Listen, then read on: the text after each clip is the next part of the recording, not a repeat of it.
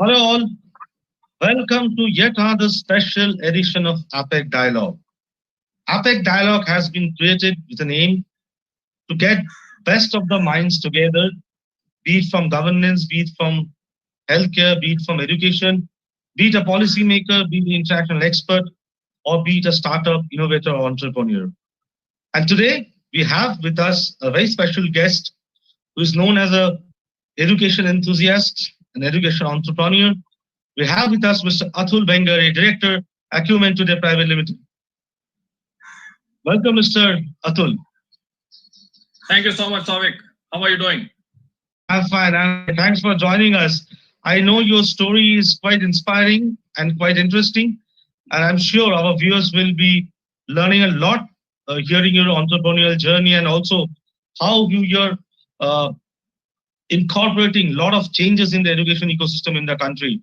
Let me first ask you a question. You have been a tech professional for many years. You have worked in companies like Siemens, Intel, Dell.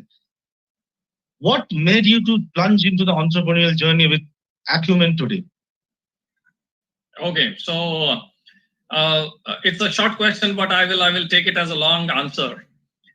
It's always been at the back of my mind as to what we can do at the grassroots level to cater to the needs of the society at large. And when this thought comes to your mind, there are two things that needs to be addressed on a war footing in India. One is the access to education, and the second is healthcare. And I had the good fortune of working on both of these areas during the course of my journey, starting way back in 1998, from Siemens to Intel and then Dell. So gaining experience in the field of using technology to address the challenges of the grassroots level, the bottom of the pyramid, if we have to call, it has been really encouraging and has been really an insightful journey for me for the last 22 years.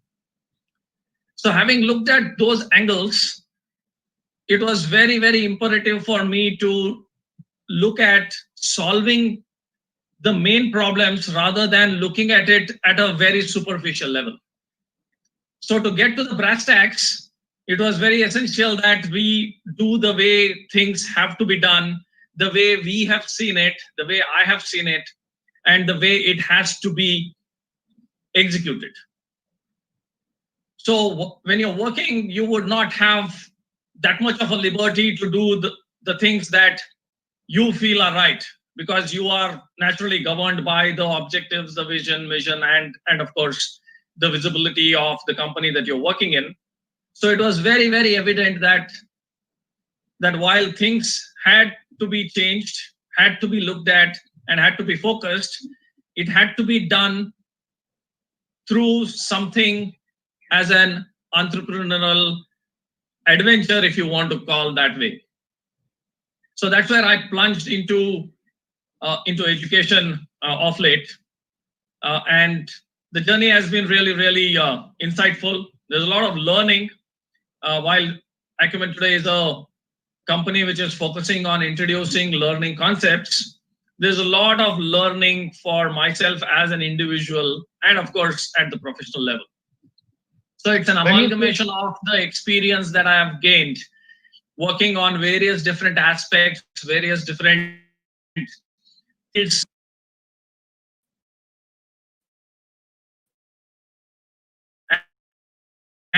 and also introducing these techniques for effective learning and reaching out to the underserved. When you say that you wanted to bring a change by going to the grassroots level, by leveraging technology and innovation, if I may ask you, how Acumen today is changing the game of reaching out to underserved in the education sphere? What kind of innovation and technology? I'm going through an article on you, and I was quite impressed when I saw that how you have used the e-commerce platform Flipkart also.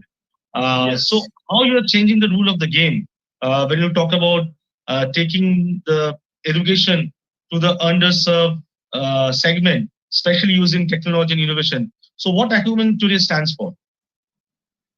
Okay, so Acumen Today The word itself means that we need to bring in the right acumen, the right thinking, the right approach. And as the age-old saying goes, when in doubt, get back to basics. There is a lot of doubt, or there is a lot of flux that we are into today because of the fast changing world, especially when it comes to technology. So the focus on the basics of learning and basics of education is what needs to be guarded. And that is exactly what Acumen today is focusing on. So when we say get back to basics, it is the basics of education, basics of learning. And keeping in mind the scenario, the issues and the challenges that India as a country faces, we started looking at addressing it through the 3 A's: the availability, the accessibility, and the affordability. Now, the most important thing in India when you're talking about the bottom of the pyramid or the underserved is the affordability. So we started with the physical approach of bringing in the affordability and using technological platforms to provide the accessibility and availability at the same time. So we use the e-commerce platform. We have our own e-commerce portal as well, on which we provide the physical learning assets or the physical learning content for pre-primary to grade 10. So again, going back to basics is focusing on the foundational and fundamental years of learning. And those are the first 15, 16 years of our life. And that is what we focused on. And to keep it simple and not to be one of the other run-of-the-mill company, we focused on the conceptual learning in a very simple, meaningful, and reinforced manner. So to bring all of this together, we devised a concept or a methodology called SIMECOR. SIMECOR is an acronym for simplified learning, meaningful learning, conceptual learning, and reinforced learning. The first 2 letters of each of these 4 pillars on which Acumen today is built on. So keeping SIMECOR as the core, we devised the learning methodology. We looked at focusing on the concepts of science, math, and English as a language for grade 1 to grade 10. Now, what this brought is to focus on the understanding and to focus on providing the learning material, learning assets to the children to learn in their own way, to learn at their own pace, to learn at their own place, and to learn in their own space. We never thought a pandemic of this kind would hit mankind ever. But our focus was on providing all of this as an additional learning, self-learning, self-study, self-motivated learning concepts for the students so that their fundamentals are strong. And once the fundamentals are strong, you can build on it to take yourself to the 6th level of Bloom's taxonomy. So that has been the base on which Acumen today is built on. And what has been the response from the huge gamut of segment you're approaching? What has been the response over the years when we talk about business in terms of business? Sure. So keeping it again at the brass tacks, when we are focusing on the basics, it is easily accepted by the schools, the parents, the students, the teachers, and the educators across. So early success was when we introduced this in a couple of schools, and we found that it was not just the teacher or the school that needs to be involved, it is also the parents and the students who need to be involved. So it was basically getting into the gamut of all the stakeholders coming onto a common page. So providing them with something of a new concept was easy as well as little bit of a heavy lifting. I would not call it difficult. It was a heavy lifting because getting them to focus on the basics has always been a challenge because it's a competitive world. It is an education system that we are in that focuses on scoring more marks, more grades, and going from exam to exam.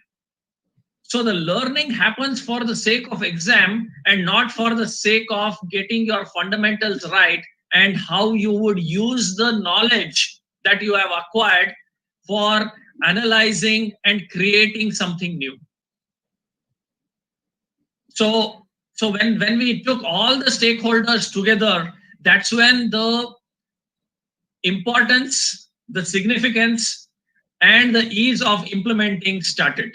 So we initially started with physical approach. So we have created the physical assets in sense of a series of 10 small 60 pages books for the children of grade 1 to grade 10. So 10 books on a monthly basis, which talks about a structured way of learning the concepts, each book having everything in it. When we say concepts of science, math, and English, it's not that there are separate books for English, separate book for mathematics, separate book for science. No. Every book has everything in it. And the way we have done it, while this is the way we have structured it, we have put in some unstructured concepts to enable the student to think rather than just do the rote learning. So we are enabling, enriching, and empowering the students to learn on their own, learn what they know already, learn what they have forgotten, and learn what they have to know. So it is encompassing all of this through our learning concepts of SIMECOR and enabling, enriching, and empowering the students, the teachers, as well as the parents. So that's yeah. Can you give a small example of how Acumen one book which encompasses everything, as you have said? Maybe a small example is different from other things. Maybe if I'm a student, how I get benefit, a small example maybe. Okay, so this brings into the aspect of integrated learning. It is not just that I will be good and in one subject. I need to be good at all the subjects that are as part of my syllabus. Whether I am really good or not is not the question. I need to know. No. As part of the syllabus, as part of the curriculum, I need to know what concepts, topics, chapters are as part of the syllabus. Irrespective of which textbook I use, the concepts are the same. For a grade 4 student of a state board or a CBSE board or an ICSE board or an IB, 80 to 85% of the syllabus in terms of the concept is the same.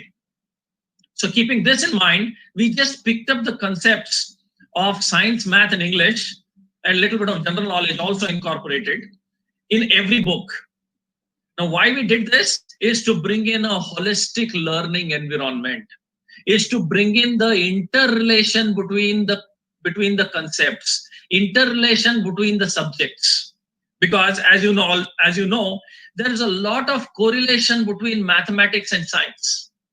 There's a lot of correlation between English as a language and mathematics and science. There's a lot of correlation between what we study in geography and what we study probably in mathematics. There's a lot of correlation between what I study in physics and what I would apply in chemistry. So we want to establish and inculcate this as a habit that all subjects are interrelated. The correlation remains that it has to be understood, it has to be assimilated, and it has to be applied at different levels through the different understanding. True. What you have said right now reminds me of my school days. I used to study in a school in Kolkata. which is famous for its acumen, not only educational acumen but extracurricular acumen. As you're saying, the holistic uh, development of a student. So there always used to be a debate on whether a student should take a science or humanities uh, or what is the best. But my teacher said one thing to me, that if you want to be a good scientist, you have to know your past. For that, you have to read history. I think Absolutely.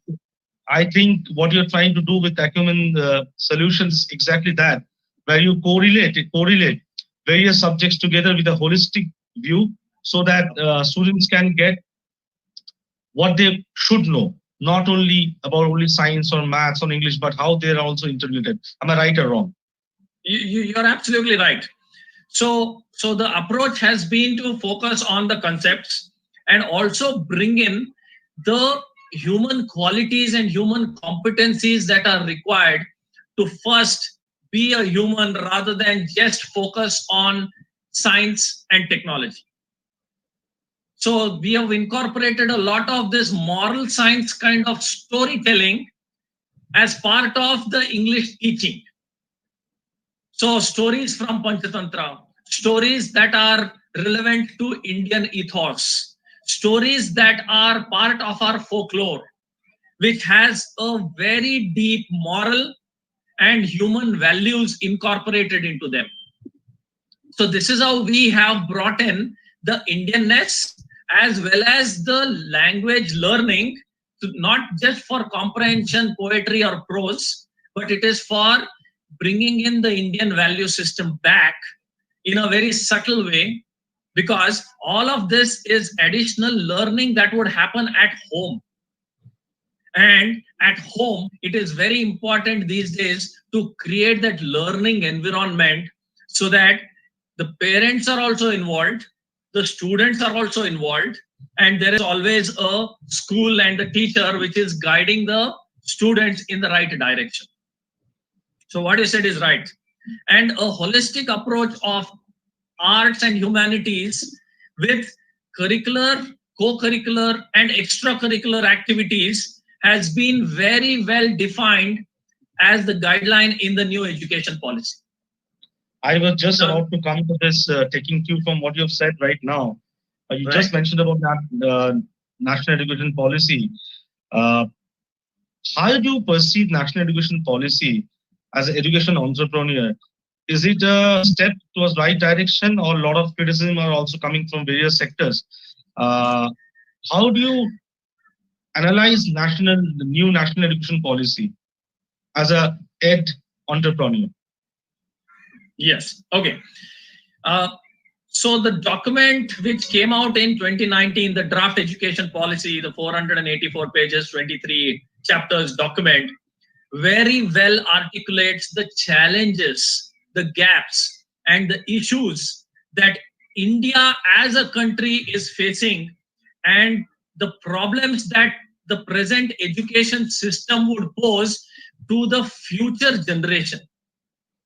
It's not nothing wrong in what the education system is all about, but if I don't change, I will perish. And what is stagnant starts stinking. So this is the right time to take the steps to bring about the necessary changes, bring about the necessary adaptations that are needed for India to leapfrog into the global arena, into the global competition, and look at the future rather than the present or the past. This is at a high level that I can say. But again, what has been really striking is that they have identified that India is in a severe learning crisis. And learning crisis is focusing on the learners. And when we say learners, it is very, very evident that while the teaching, coaching, mentoring, teaching aids, and learning aids are available to all of us, the learning outcomes are still not at par with the expectations and aspirations of the next generation. So keeping all of this in mind, it is a very, very forward-looking step that the new education policy has come out.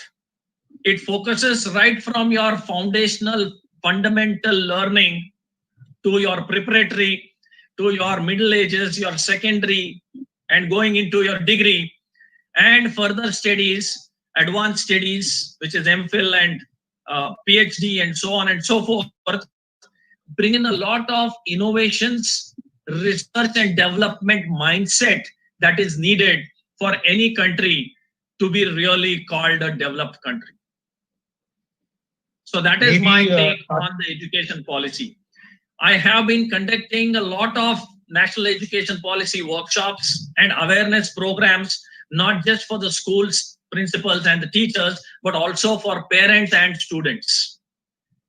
So this is what I've been telling, that enough of rote learning, enough of learning for the exams, enough of focusing only on the marks and grades.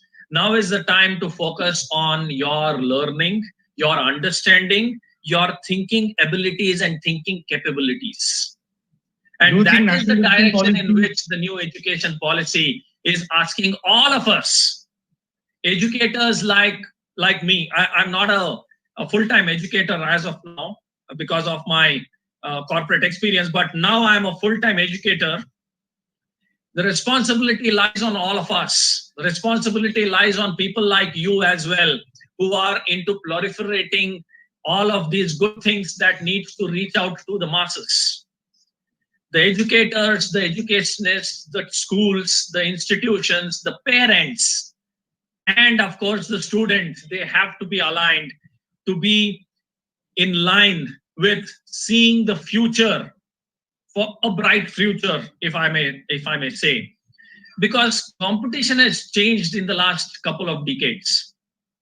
The competition is not just within the school. The competition is not just within that city, or now I will say within the state. It has gone to a national and international level. Companies are looking at those competition and competitive skills that are needed to be successful, so that children are employable, and they not only look at just employment but also at entrepreneurship. So yeah, so my question to Mr. Atul will be, I got your point on your analysis of national education policy. We have come to the end of this dialogue. My question is that you have been an entrepreneur, now you have also worked for many years, then you jumped into the entrepreneurial role. What will be your suggestion or input for the young entrepreneurs, especially in this new world order, when we all are striving for new design of entrepreneurship with using digital medium and innovation? So what will be your suggestion or input for the young and budding entrepreneurs, especially who wants to work in the education sphere in a new world order, keeping in mind the pandemic? Okay, very good question.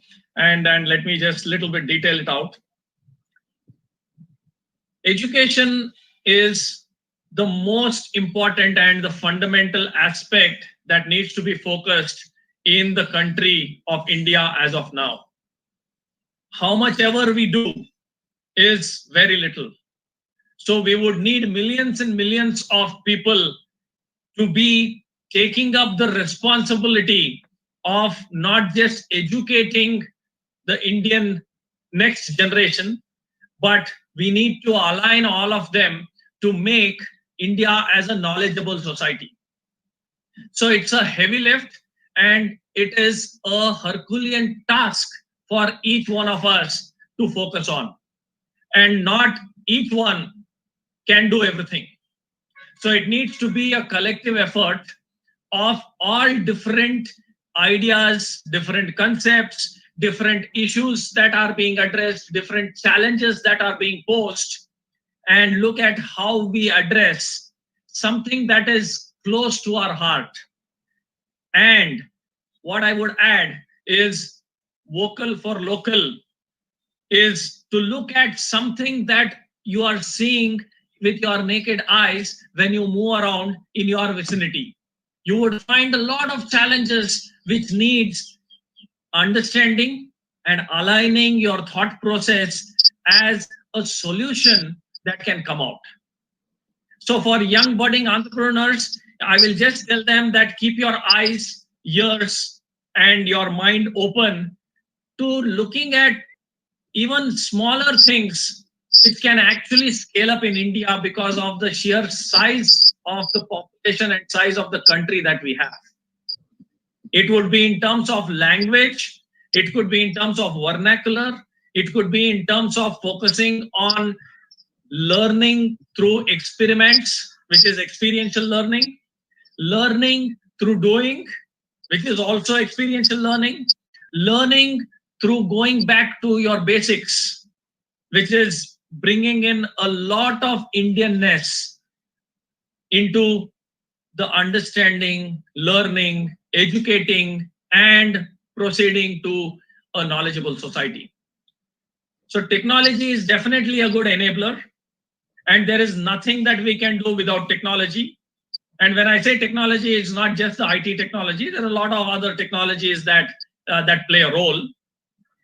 So definitely there is a scope for looking at what is that unique idea that an entrepreneur can bring to the table, which is in alignment with the challenges that you would see on a day-to-day basis. And there are umpteen number of challenges and umpteen number of ideas that the youth would have.